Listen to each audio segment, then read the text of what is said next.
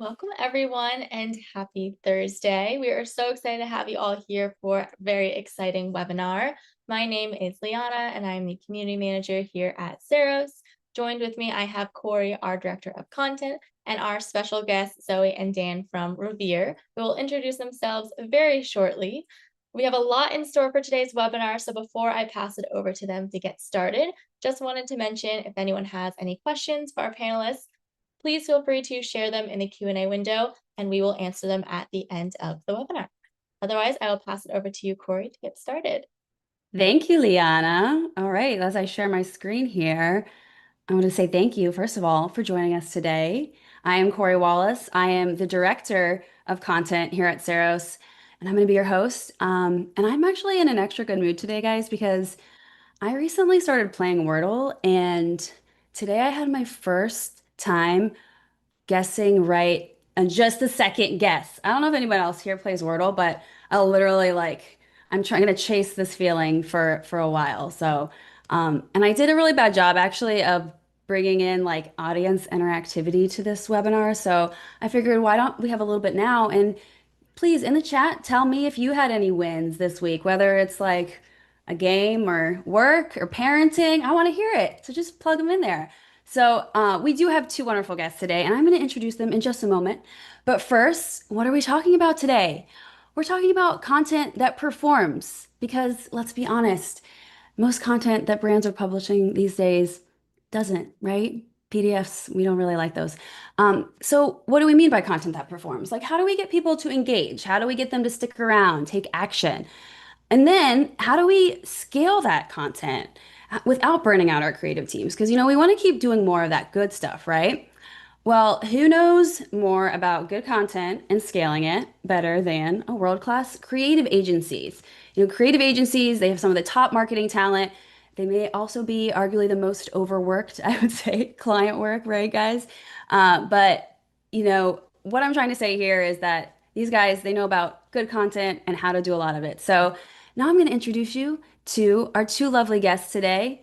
They join us from Revere Agency. Revere Agency, it's known for doing B2B marketing with meaning.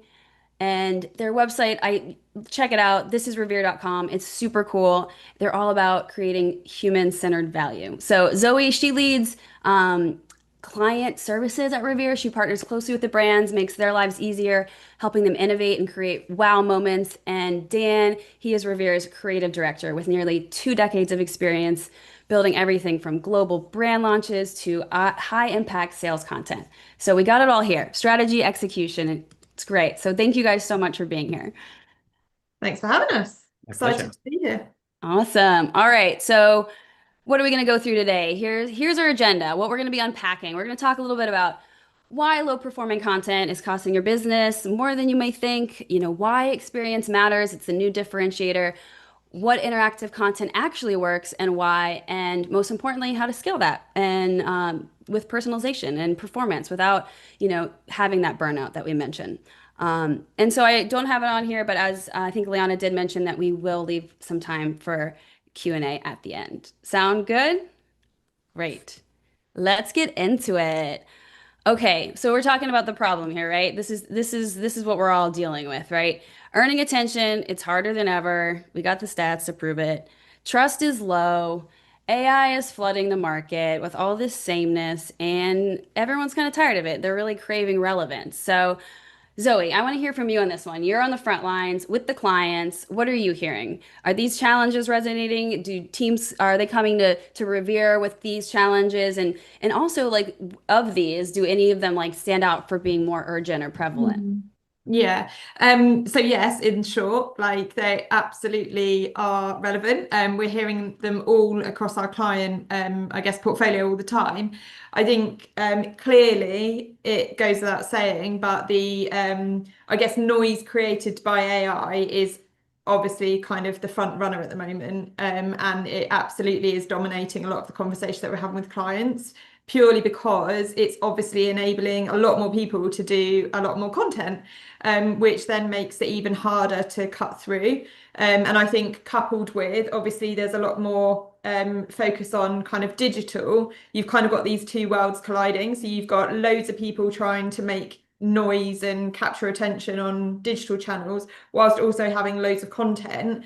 But I think the flip side of that is there are ways that you can be, I guess, kind of win in that world just by making sure that your content is kind of really differentiated.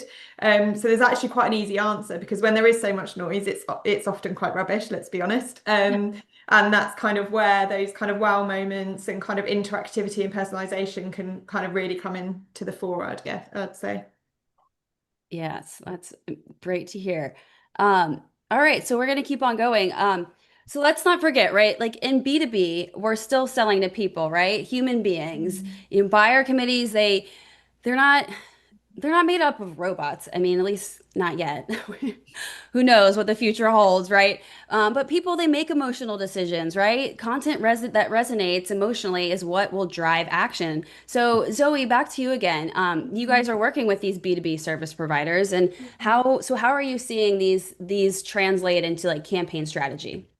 Yeah, I think there's probably I guess like two streams for us. So I think firstly, obviously we play a lot more dominantly in kind of the B2B space. And I think one of the things that we talk a lot to clients around is looking at how brands operate in the B2C space, because exactly like you just said, you've got that kind of more human like emotion in all of the kind of marketing that's out there from a kind of consumer place. So definitely when we're looking at kind of strategies and we're helping brands to kind of think about how they kind of position themselves in market, it's let's look at what's working in B2C and let's see where we can kind of emulate that.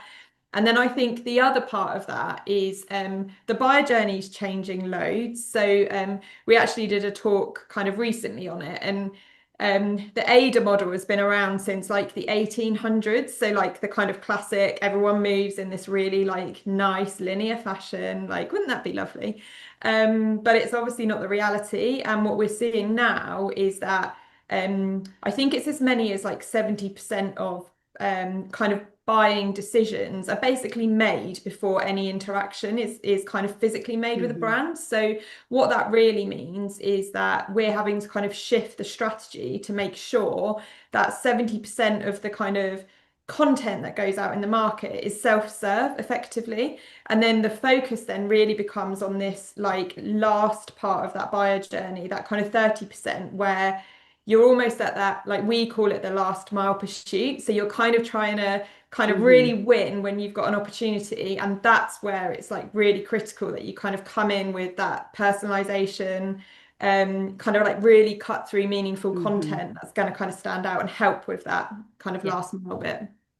Yeah, I think that also sounds like I've heard it as the 95/5 rule Yeah, that yeah, the exactly. 95% of like Yeah, only 5% of your audience is actually in market. in And so you market. have to make sure that like the rest of the 95 that you still are resonating with them so that when they're ready to go into market that they think of you, Exactly. you're top of mind, right? So Yeah. well, great. I love these insights. Okay, so what are the creative formats that work? What actually performs? Dan, we didn't forget about you, so we want to hear from you guys. Here are some interactive content types that, come up a lot. So, curious, what makes these memorable? Yeah, I think each one of these formats, they've all got one thing in common really, and that's that they're all really engaged. They pull people in. I think they're not just content that you're going to read or you're going to watch. They're content that you've got to do something. So I always try and remember with interactive content, it isn't just about those clicks. It's about curiosity and it's about someone wanting to find out more and being rewarded from an interaction.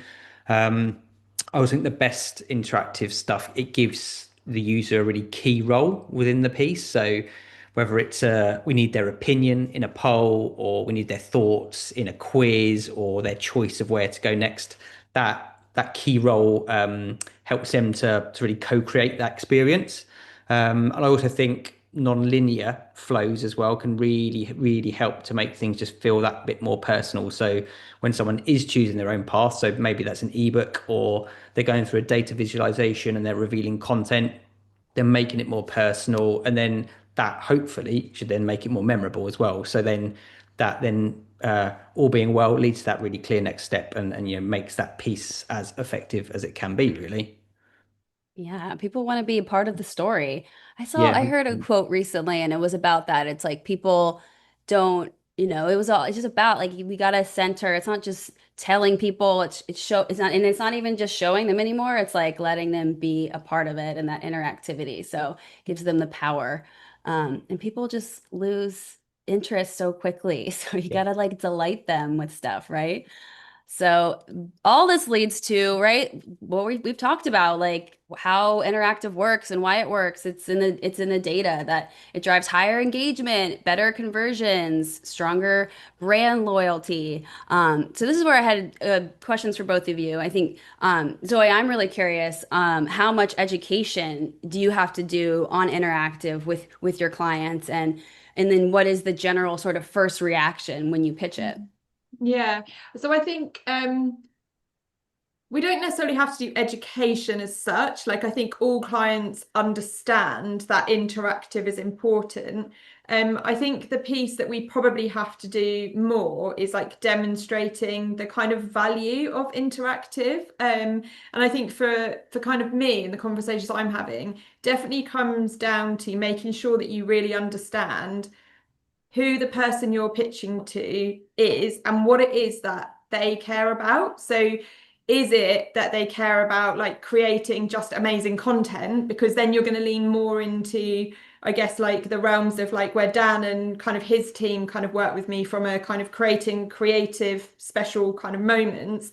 Or in a lot of conversations, it's actually leaning more into kind of the ROI piece. So like it's no surprises, but obviously we're all seeing as marketers like a lot more pressure on us all to make sure that we can demonstrate ROI from kind of any investment first and foremost, but then obviously, the ongoing kind of marketing activity. And I think that's where we've seen real success with I guess the conversations we have around the kind of applications of interactive, because it can really help, I guess, bridge that gap between marketing and sales, because you can track the kind of buyer and the kind of moments of interaction.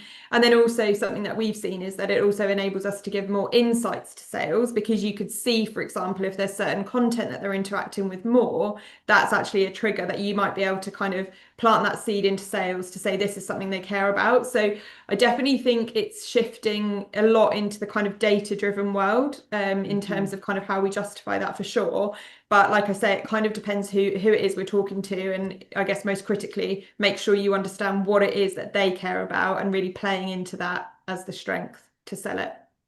Yes, we always need data these days Yeah. to prove it, to Yeah. help drive the strategy. So, and I also love that it helps make decisions. Like I can be sort of an indecisive person sometimes, and so it just kind of helps Yeah. when you're feeling that way. But so Dan, any formats that your team really like leans into the most?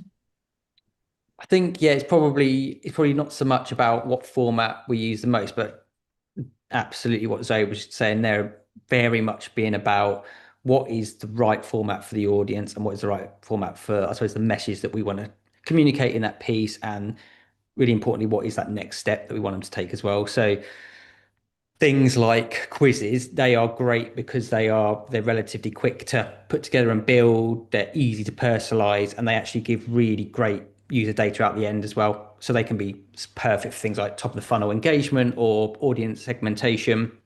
um, but then there's just Zoe was saying for our B2B clients, things like calculators, so effective because they really do help users see, I suppose, that the value in that product or the service that they might be experimenting with and seeing, and can really be used as a decision-making tool. So they can help to bridge that gap between sales and marketing, and giving sales that data, as Zoe mentioned there, that insight to really support any ongoing conversations that they might be having. um, Things like interactive ebooks, though, great for thought leadership. So we would probably use those if we had a long form bit of content or something that users can really, there's a really lot of detail there. So people can go through and explore it at their own pace. Really good for keeping people engaged when it is quite a complex topic and quite a complex subject. But then on the flip side, if it's really about storytelling, something like a data visualization, easy for me to say, is really, really good too. So that really lets that user uncover things as they're going through a document and really make that experience memorable for them as they're discovering their own content. Um, I think like a lot of our clients are tech focused, so having things like demos that can help build confidence in a certain product and really let users get a flavor of what the product is, how it works, and then again that can help drive those conversations as things move forward as well. Yeah, the you mentioned the complexity, and that is Mm. definitely a theme that a lot of people come to us with, which is we need to make this clear. You can like when you have a flat document, it becomes really hard to show whether maybe it's a like a long and complicated buyer journey or it's just a Yeah, complex product. And so interactive really enables you to layer things on, and then and again it makes it more fun. yeah, Sometimes these products might seem like boring or dry, but then you can add a little liveliness to them, right? yeah, definitely. So, all right. Now we're gonna go ahead. Oh wait, no, before we move on, I did have one more question. We talk a lot about success with interactive content, but I think it also is important to talk about what doesn't work, right? So, Yeah.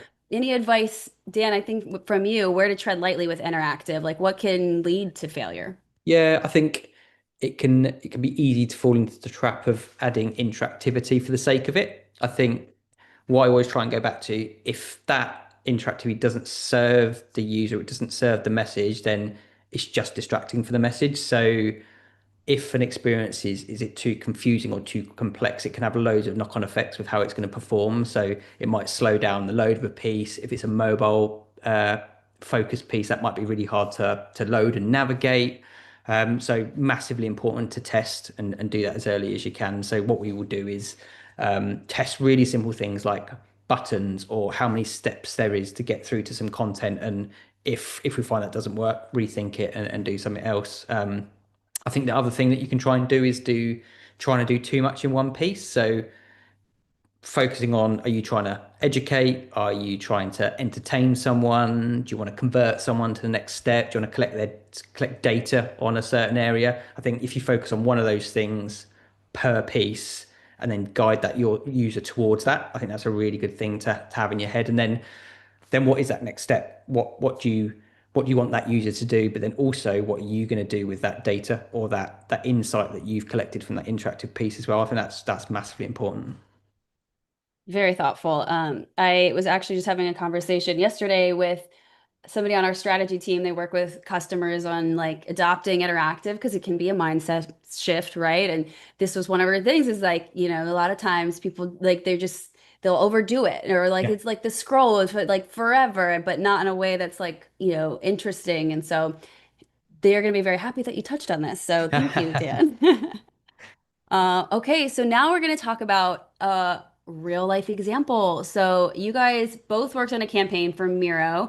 Killer example of personalization and interactivity done right. One of my favorites. I also love Miro, but it's just look at it. It's so fun. It's so interactive. You go in and it's like you're in a Miro board. And so let's talk about it. Zoe and Dan, tell me how this campaign came to life.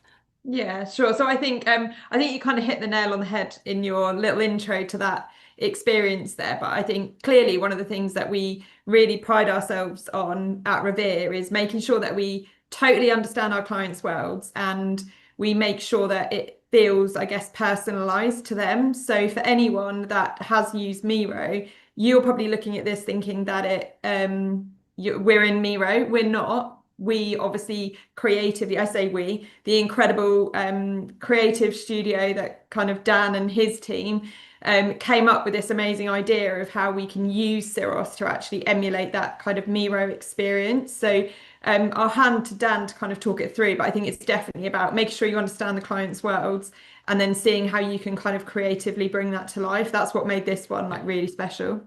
Definitely. I think it all started off with a conversation around, can we use Miro for it? Can we use that platform? But that just wasn't built for the needs we for this project. So we needed to capture data. We needed to be a live site that people could get to. So we had to come up with a way in which we could do that.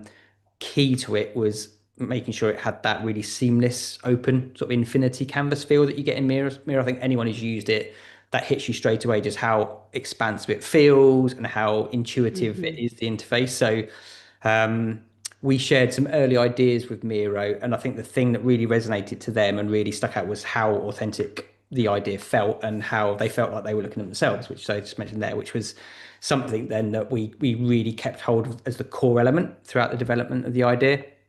Um, we tested a few ways. So we were just talking there around making sure that experience is right and that feel is right. And we sort of wireframed a couple of different ways within Seros just to test how we could do that. We then landed on the approach we have here. So we wanted to have that feeling of traveling around that Miro board. But we had to do that in a single page setup within Seros in the end. So we layered various different pages, hiding and revealing layers. We grouped layers to make sure then when designers were actually navigating and building these things, it was possible and they weren't getting completely burnt out and lost by trying to navigate round. Um, Key to the user's journey though was having that personalization, as I mentioned there. So as you Hmm. clicked through at the top there, users could pick their path depending on their specific roles, which was Hmm. great. They could then discover content as you're doing now, clicking through, revealing data as you go. Hmm. What we wanted to make sure was then that the data you do reveal is really relevant. So by having regionalized stats wherever you were accessing this piece from, you were getting relevant data, which was really, really important. We also did some really nice couple of things like have some gradual data capture. So right up front, you could input your name. That then updated the cursor with your name, which was really nice. So that Oh, straight away cool. you've got that personalization to it. Hmm. Makes it a memorable experience. And then as you went through and then finally got to the end and the full call to action, you weren't then adding a lot more detail in again. So it just makes that data capture experience more intuitive for the user. And then there were just those nice little design touches just to make it really feel like Miro. So the stickers, the notes, and that side navigation there, even that really is reminiscent and Hmm. mirrors the main navigation on the boards themselves. But we Hmm. wanted that nav to not just be, as we were saying there, it's not just there to be pretty, it's functional, it's actually doing something. So if a user was a return user, for instance, they don't have to click through every section again. They can jump straight to the end, fill in their details, or they can jump straight to the relevant section. So making sure anything you put in these pieces has a use, it has a reason for being there. Hmm. Um, we also translated these as well. So we did everything from I think Japanese to German, like Wow. loads of different languages. So we had to set them up as templates, make sure we could then duplicate those, and then it was actually really easy to update content, drag and drop images, and then make each relevant translation work in their different formats. So that was great. Wow. It's like a master class in building an interactive experience. Like, I mean, even the little, interactions that draw your eye to Yeah. where you want to take the action. It's so fun. I love it so much. You guys did a really good job. How did Miro feel about it? They loved it, Yeah, they're obviously. pleased. I Yeah. actually think they were quite like blown away because I think they were impressed with how much we had how much attention we'd paid to the details of the experience that Miro creates and how we'd managed to replicate that experience within the kind of Ceros platform. I think that's the bit that really kind of wowed them. Like I said at the top, like you can't really differentiate between the two as a user. Hmm. Yeah, which is It's super cool. amazing. Yeah. While we're still on here, I see that there are some questions about the data Yeah. capture. I don't know if you guys want to speak to that at all. Yeah, that's probably quite a quick answer. So, I guess from a data capture perspective, there's kind of two parts to it. One is being able to, I guess, like track the interactions. So, in terms of like the points where users can click, and kind of engage and choose paths and things like that. The other part, which is on kind of one of the screens as we were going through, is where we had like physical call to action. So like the download the guide is obviously naturally where you've got the kind of more formalized data capture piece in place. It's kind of those two streams really, from a data capture perspective. Right. Well, let's keep moving. That was such a fun example. I loved it so much. So we talked about interactive, and now we're going to talk about personalization and scaling. So Here's our stat to support 77% of consumers say they prefer or will pay more for personalized experiences. So this is like what everything from localization, which you guys just talked about, you did with Miro, to ABM, intent-based targeting. So it's kind of, I mean, some of this is becoming table stakes at this point, but this is tends to be where creative teams can hit a wall. So really trying to figure out how to do this without exhausting the team. So Dan, it's really looking like to you. How has your team solved for this with your clients? Yeah, I think honestly being really thoughtful about your approach is so important. One way we've done this before is by building modular systems. So we had a big project with one of our clients. They're a leading Microsoft technology partner. And we developed a suite of templates that we could tailor for different sectors. So things like finance, healthcare, retail. Um, it was a one to few approach. So we weren't creating one to one assets in this campaign, but we were speaking directly to industries and the pain points within those. So the creative team, we built flexible design framework really that then allowed us to swap in and out things like imagery, blocks of messaging, call to actions, but we weren't reinventing the wheel each time for each industry. That meant we could do things at speed, which was really good, but it didn't then come into impact things like the relevance for the audience or the brand quality. We also try and work really closely with our strategy team and our technology solutions team to really define those audience groups. So that way we're personalizing it, but it's not just for the sake of it. We're making sure when we personalize, we align that creative and that messaging to the actual users, the behavior, and their pain points. Um, we have also leaned into some automation tools as well to help scale. So some AI elements coming in with things like content to help scale those areas. But I think the really important bit is, and it's not always easy, but hitting that sweet spot where the content feels personal, but that process is Hmm. repeatable, and you can apply it and you can bring it in across different campaigns Hmm. to depending on your audience and the size of it. Yeah, comes down to a lot of planning, really, It right? does, yeah. Always easier said than done, really. Um, So yeah, let's piggyback off of that. We're talking about this like operationalizing this. So some tools. These are like some of the things I think that people are using to help scale. Dan, can you break down some of these and like some of the systems that your team are using, especially without, sacrificing that quality? Yeah, I think as I mentioned, their templates, they're massively important, and think of them as those flexible starting points. So they're not like your final rigid designs, but they do let you keep your brand consistency, but they do then speed up production. So if they are more of a creative scaffolding, they give you a real good structure, but then you've got a load of room to customize around them. So that's something we do a lot of, and we use really using it as a starting point for content. Data tokens. So yeah, we would use those to insert things like personalized elements. So stuff like an industry name, job titles, first names, bringing those into content, bringing that extra level of personalization. You can then essentially you can take one asset,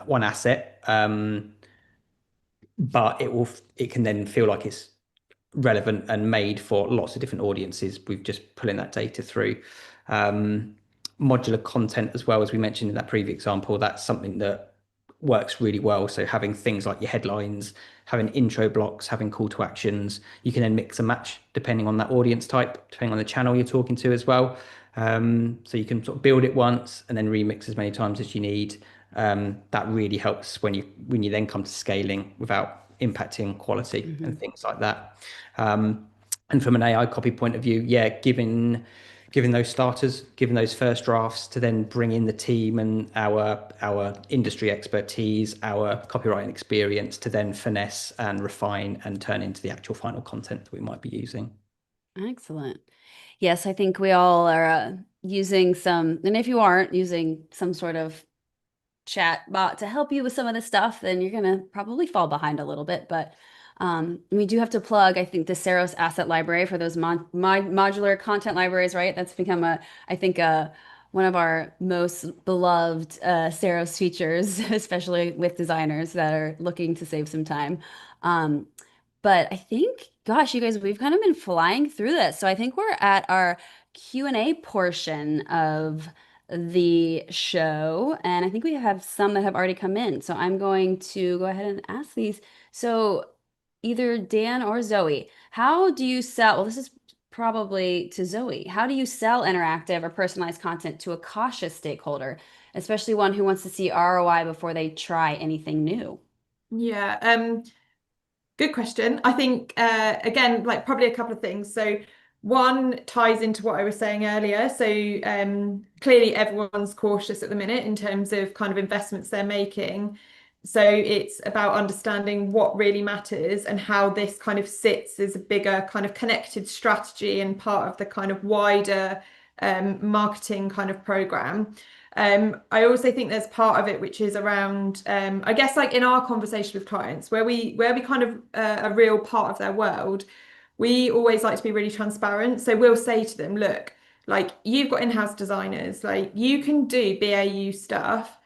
Don't work with us to do that. Let us work with you to do these kind of really interactive, engaging content. So I guess part of it is helping clients prioritize budget so that they're more willing to then invest in some of these kind of more personalized, like, interactive experiences.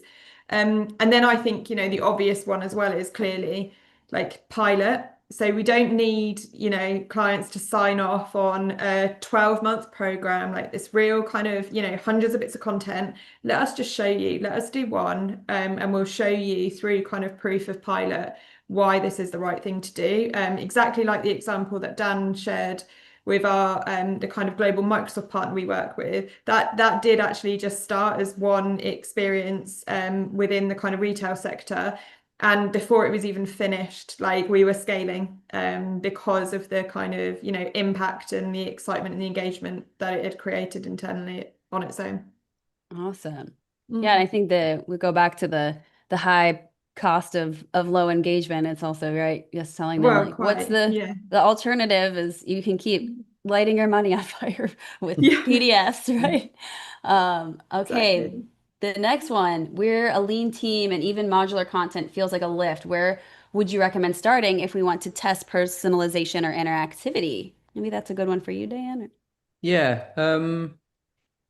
I think I'd definitely recommend starting small, building from there. So just, yeah, maybe pick one piece of content that's already working well. So maybe you've got a landing page that's really good or a PDF that's got good content in it, and then just try adding maybe just a simple bit of personalization or interactivity into it. So yeah, maybe if it's a PDF, you could do a quiz to then uh, take people on that journey to further content. So you're adding that interactivity step to really, I suppose, refine down what content you're giving people and finding out a bit more from them at the same time.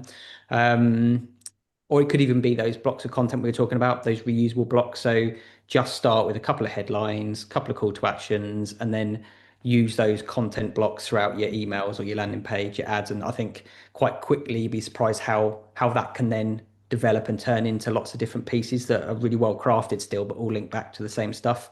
Um, the other thing that we do actually as well is good thing, just simple A/B testing. So start with a personalized headline and a generic headline on an email, test them both, see how they go, or do a blog and then test it next week with a poll in the blog and just see how those little micro tests then can Mhm. impact the performance and see what data you get from those. Right. Yeah, a lot of people with the embeds is that, right, you don't always need it to be a full-blown Yeah, experience. It's Mm. just a great way to have these little moments of interactivity and delight through some of the static yeah, pages. exactly. Okay, next one. You mentioned over-engineering interactive. How do you maintain the balance between engaging and overwhelming? Are there any red flags you look for? Yeah, that is a good question. And I think that's always a battle because you wanna add engagement, so you want to add interesting elements, but it's quite easy then to yeah take it too far. So I always do this whenever I'm looking at a bit of content, along a bit of content. I always map out that journey, and that is simple as sketching it out in my notepad, a rough sketch, and going right. What do I want someone to do? What is that journey as I go through these pages? and then thinking about those interactive steps. And if you are you making it faster for someone? Are you making it more enjoyable? That's great. But then if the steps you're adding are yeah making it harder, then that's a red flag. You're adding too much. So I think that's really good.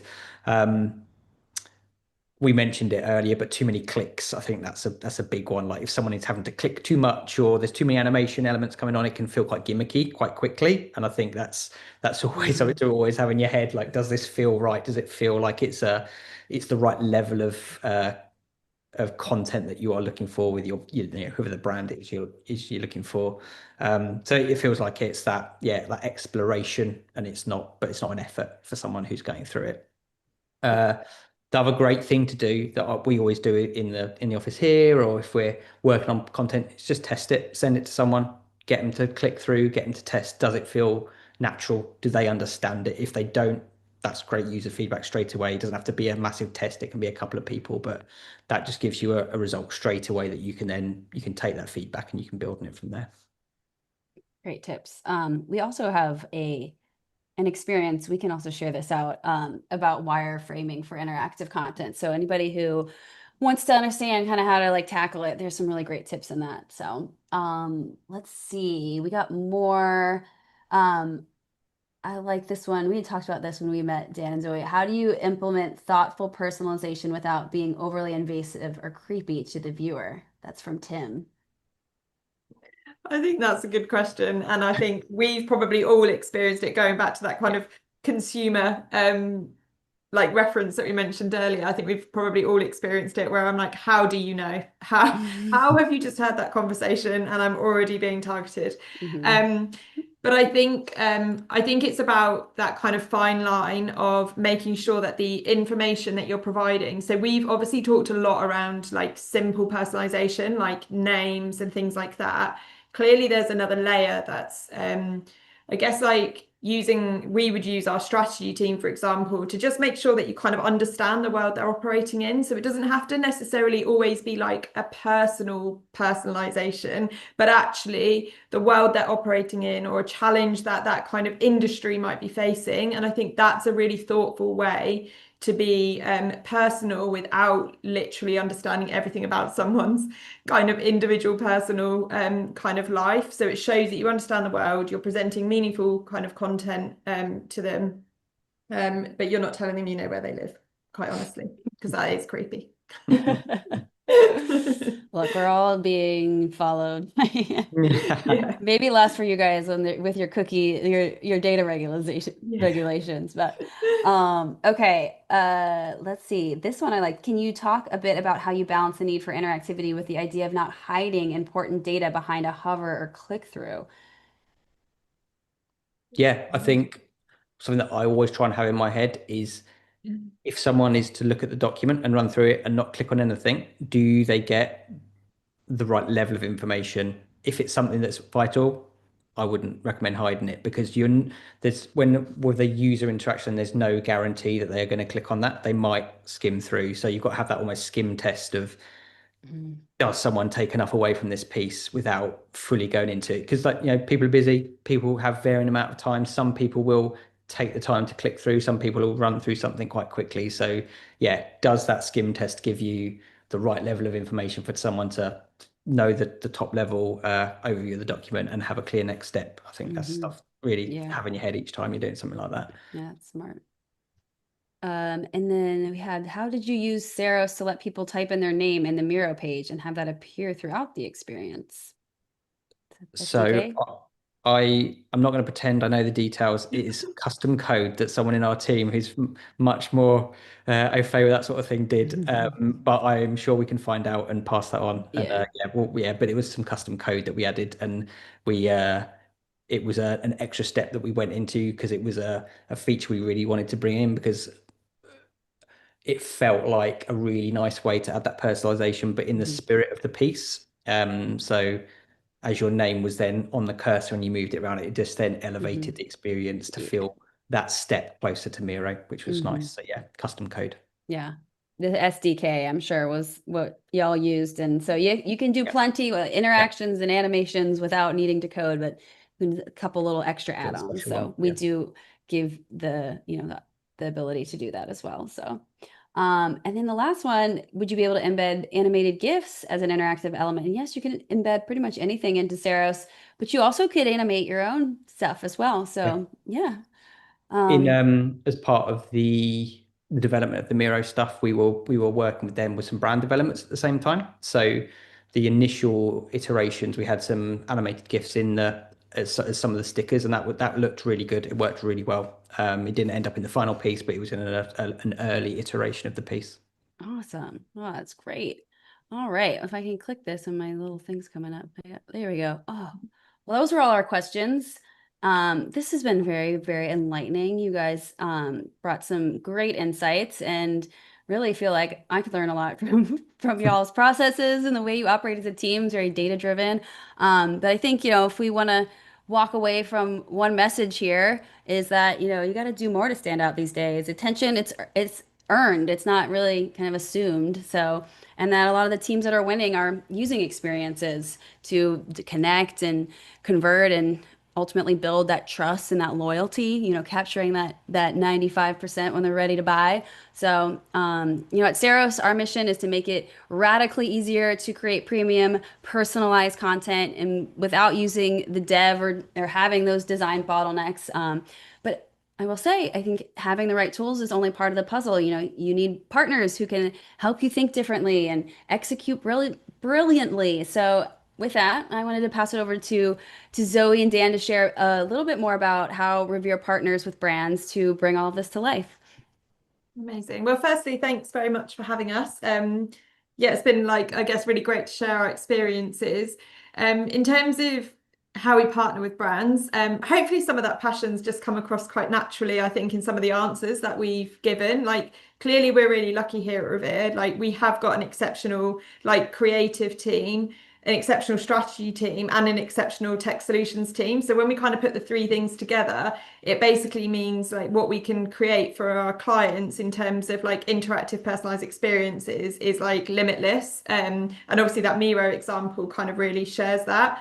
But I guess beyond that, we obviously are a kind of full service B2B technology marketing agency. So, like Corey said at the top of the call when she introduced kind of me, I guess as an agency, we're here to make our clients' lives easier and to really help to create those wow moments. And we've got the time to do the things that clients really want to do, but don't have the kind of headspace or the innovation to kind of really do it. So I think that's probably where we kind of sit really well with our clients. Yeah, I don't know if Dan, you've got anything to kind of add from your side, but Yeah, I think that's beautifully said. But I think we like nothing more like that mirror example when we can really start working closely with the clients. We can really get into their heads what they want to achieve and then make it happen. And we do that by our whole team coming together, our copywriters, our designers, our motion team doing those little video elements, our production team going through and making sure the brand QA is there. So yeah, when that whole team can then work together from a creative point of view with the client, that's when, very cheesy, but that's when the magic happens. That's when it all comes together and we get the great results like the stuff we shared today. Oh, it was great. Thank you guys so much for sharing this. Like I said, masterclass in not just using Saros, but the way that you approach work with your clients and marketing in general. I mean, it showed just in that Miro experience that we shared. So really appreciate you being here and thank you everybody for joining us today. We will definitely be sharing out the recording so you guys can, and I think the slide deck with it as well if you want to dive into the Miro experience yourself. So but yeah, so thank you everybody so much and hope you have a great rest of your week.